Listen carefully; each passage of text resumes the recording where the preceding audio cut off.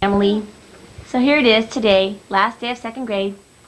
Last day of being a buccaneer in Captain Rush's treasure island of knowledge. Is there any thoughts you would like to share with us about second grade? Okay. I'll miss you all. I'll miss you all. I don't want to go to summer vacation. I want to stay in school.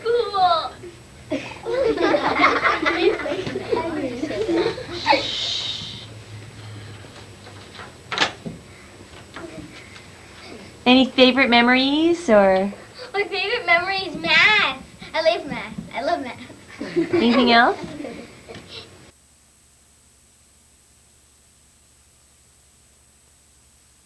What makes me special?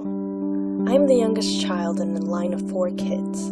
Being last in line meant I was also the last to discover my own special talents, or what makes me unique.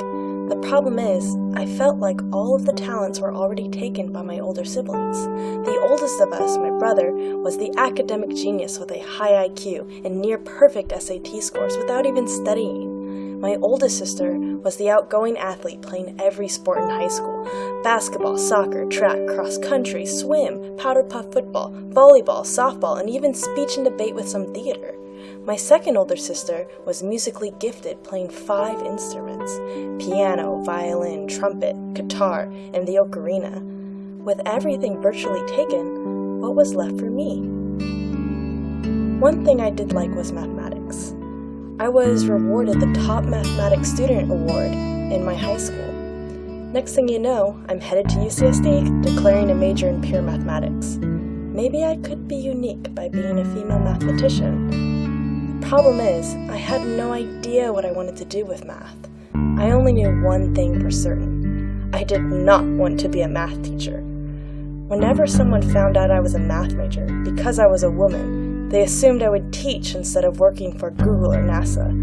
I did not want to become another stereotype. I was trying to be special.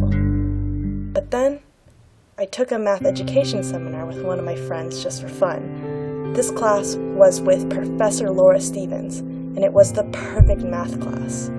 I fell in love with the new way of teaching math. The new standards teach problem solving and glorifies various ways of thinking. For the first time in a college math class, I felt excited. It began to change my views. I didn't care if being a female math teacher was a stereotype. I chose to declare my math education minor because I was choosing this for myself. Society had no hand to play here. It wasn't until after my first year teaching that I realized that teaching was the correct path for me. There was a student of mine that was completely outspoken and said inappropriate things during class. He would make sexist comments, racist comments, and even swear. I never got angry. Instead, every time he made such comments, I would explain why what he was saying was a stereotype, and how saying words, even as a joke, will only perpetuate it. One day, he started to care. He would come to tutoring and ace his tests. He would come to my class at lunch with his friends to hang out with me and flesh out his own personal beliefs and ideas. Then, on the last day of school, he told me he had something to tell me that he has never told another teacher.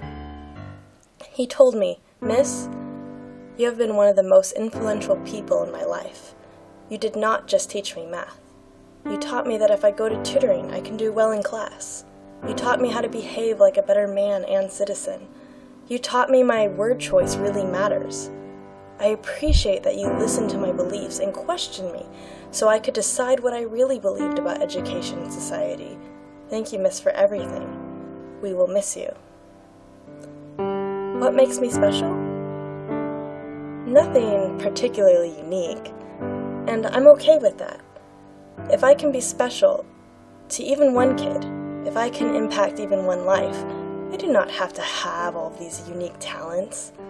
If I can teach children about fighting stereotypes, it's okay that I choose to adopt one of them. Because after all, being an educator is what makes me special.